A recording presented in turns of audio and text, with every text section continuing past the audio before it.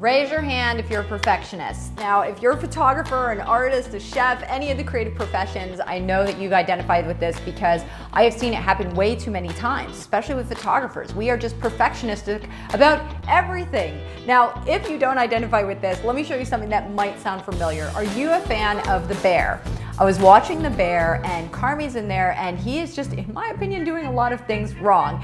You can see that he's really struggling to make everything perfect, and it's to the detriment of his team and his customers and of course himself, and he's even losing his relationships in all of this. I'm not gonna give you spoilers. In fact, I haven't even seen the end of season 3, but I did see that throughout the series, he's constantly wrestling with, is this good enough? Is it up to my expectations? He's throwing away dish after dish, and his team, meanwhile, is just struggling to say, Carmi, we've got guests who need to be served. Can we get their food on their table? Now, how does that relate to you? Have you found that you're holding back the food on your customer's table? Maybe you've been a perfectionist with not hiring a makeup artist because you haven't found the perfect one, or you're waiting too long to deliver your digital images because you just need to give them one more pass before you can release them.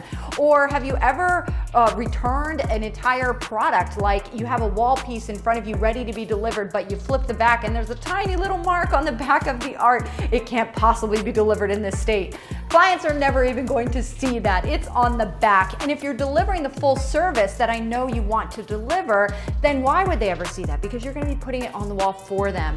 And if your makeup artist is delivering the service she's supposed to be delivering, like building your client up with confidence and esteem, then why would they care what she's doing that might be a tiny percentage point wrong? So what I want to convince you to do is don't get stuck in this perfectionist trap. Look at Carmi. Look at how he's losing money. Poor Unc is trying to keep this business alive and he can't even sustain it because there's just money flying out the door, and customers who could otherwise be happy are missing the opportunity to have a great time at the fair. So I want you to let go of perfectionism, and the way to do it is to believe that you can deliver 90% perfect. 90% perfect is the answer for us. We let ourselves be okay with 10% minor inconsistencies, minor imperfections.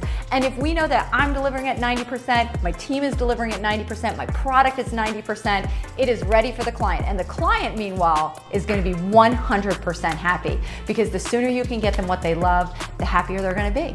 That's my message to you guys, 90% perfect.